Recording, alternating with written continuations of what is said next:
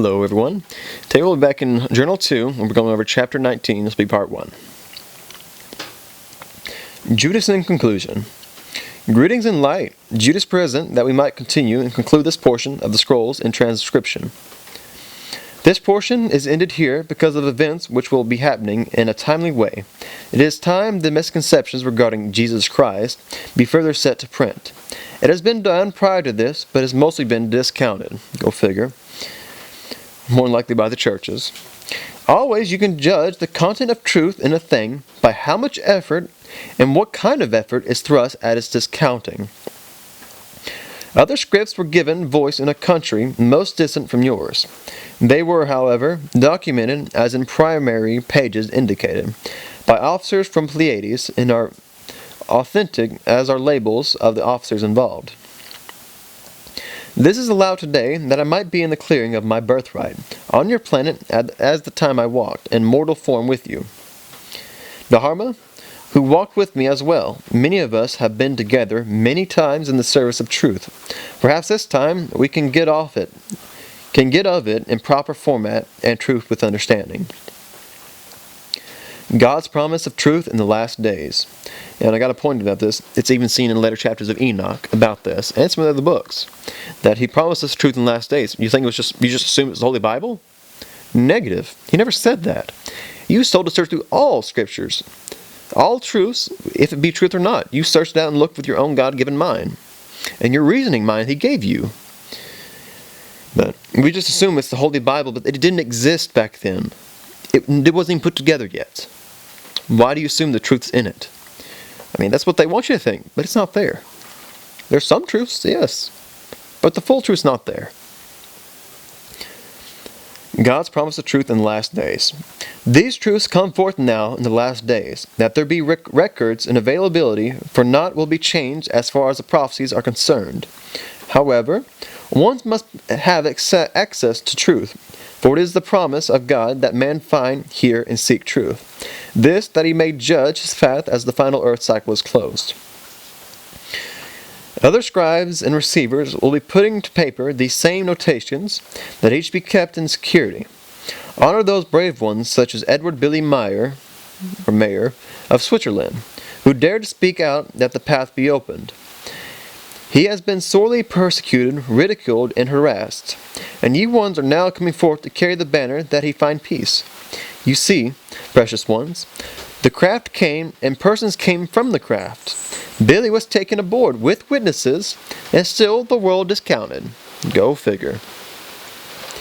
You are taken into counsel nightly, aboard craft and elsewhere, but in silence, that you not suffer those things, however. It is very near when you shall be flooded with presence of craft and association with fleet personnel, and these things must be documented first. So it is done. The portion required, the Master Manuel Sananda is to make his appearance unto you very soon now, and the written word must be made available.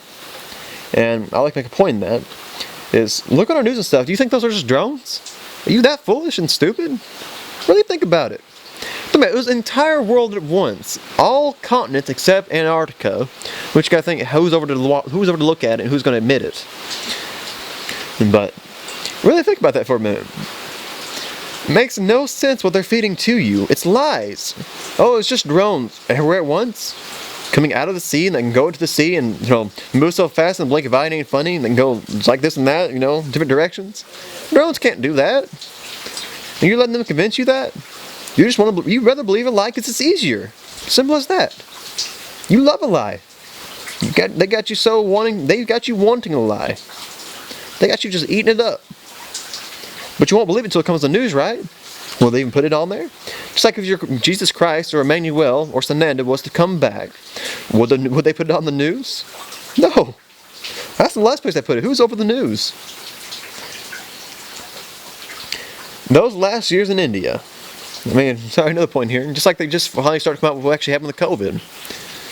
I mean, how long? Who lied to you? And you're going to keep listening to those same liars over and over, expecting something different? You're a fool. You know who you are. Those last years in India. Those things happened in India in those ancient days of 2,000 years ago are not the level of importance as is that which we have just given unto you. People do not wish their God to have been a physical flesh and blood man who might have done earthly things. Well, he was and did. He publicly married and had several children. I traveled with him into our old age. I passed from your plane in about my 90th year. The Master Emmanuel in well above his 100th year. After leaving the area around Judea and traveling into India, we continued to travel the width and breadth of those countries in that geography location. He spent much time in North India with myself, his mother Mary, and his brother Thomas. We were caused to be in flight most of the time, for Emmanuel was considered to be a revolutionary. It was in the north, near the last of the mountains, of the Himalayan mountains, in the western area known today as West Pakistan, that Mary became severely ill and passed from this plane. Emmanuel was in his last years of this third decade at that time. Mary was a wondrous person, and Thomas had reached his accountability and was a fine man.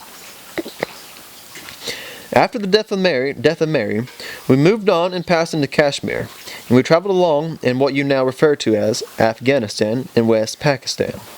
About a dozen Israel tribes migrated from Israel and settled in that location.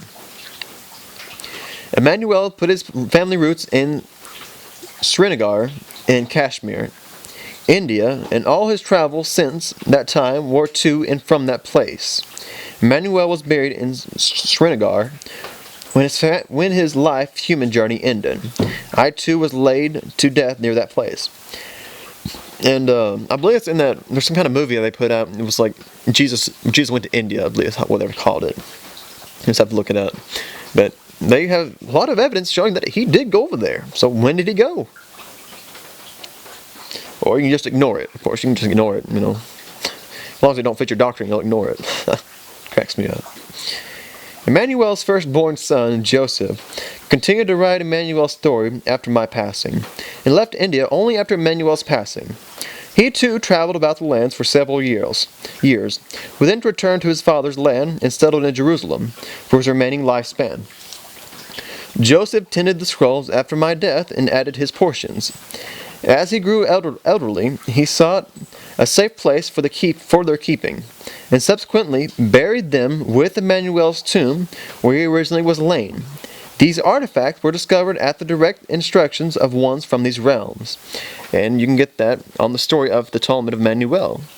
I mean, beings came down, outer space beings came down and told him exactly where to find it. For this time, just like the Book of Enoch and all those other scriptures that came out later, it wasn't no coincidence about the Dead Sea Scrolls and all those things coming out. It was meant for this time where you'd have some undoctrinated text left over that the church hadn't tampered with. But even back in that time, some of those teachings were tampered with. Not to the extent of some of these ones in our Holy Bible, though. So we're looking at, Dead Sea Scrolls. But there is some misconceptions in those and mistruths. It was made by a little bit of a cult. Preparing now for his return. And we'll get to that one just as soon in the next part.